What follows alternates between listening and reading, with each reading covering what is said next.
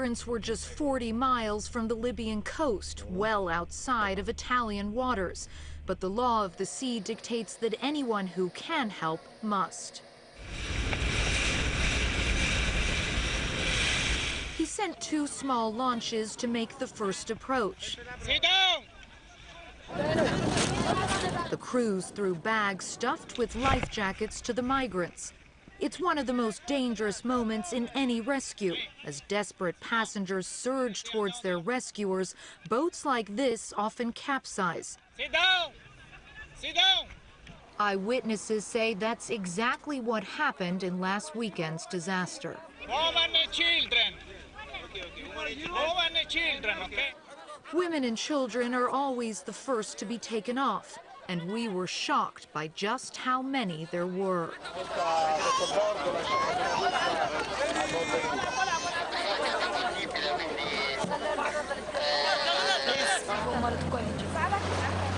The Coast Guard ferried the migrants back to the ship before returning to collect more and more, an operation that lasted into the night.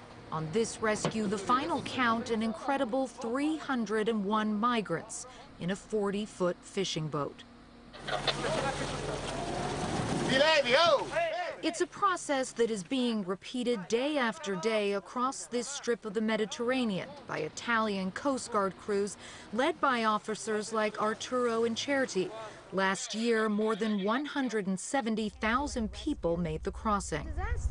It's not easy to see every day for months people in the deep sea obliged to make this travel because they are escaping from wars, from bombs, from dying, and it's a human experience that is very hard to accept.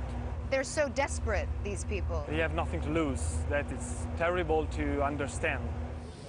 Many were in a state of shock, wrapped in emergency blankets. They were given a basic medical checkup and some food. From the moment they set foot on this deck, these migrants have reached safety, but they've also, in a sense, crossed a border, because being rescued by the Italian Coast Guard means that they will reach Italy, and that is something they were willing to risk their lives for.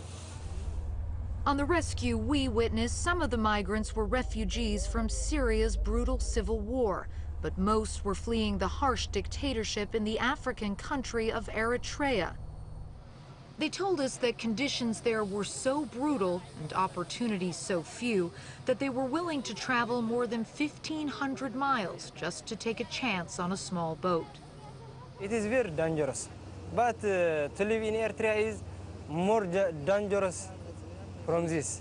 We talked to Mulu Amale and his friends, who said they spent weeks living on bread and water under the control of armed Libyan smugglers. All the Libyans, they have guns. It is very cruel people. Cruel people? Yes. Why? How were they cruel? What did they do? If you speak with your brother, they take... They smack you, they beat you? Yes. By the time they saw how small the boat was, they were too scared of the smugglers to back out. The Coast Guard has now started to dread good weather. A flat blue sea can spell disaster, triggering a flood of refugees to attempt the crossing at once. We have never seen something like this.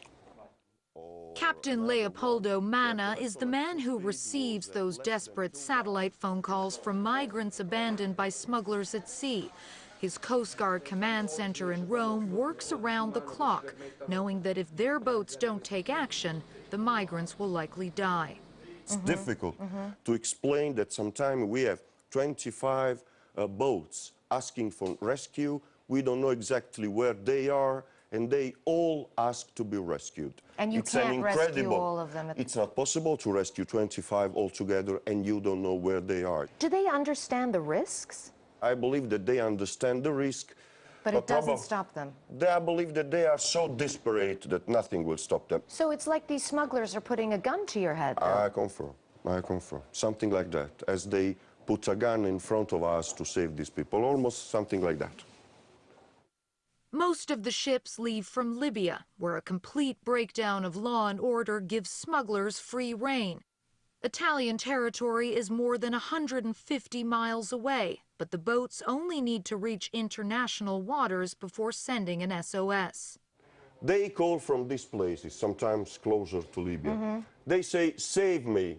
I say, okay, I call Libya. Nobody answers from Libya. Simply They don't no, even answer the phone. No, they even don't answer to the phone. The Coast Guard is proud of the work it's doing. Welcome in Italy! But its resources are overstretched. Sometimes I feel alone. This is the truth. Alone in what sense?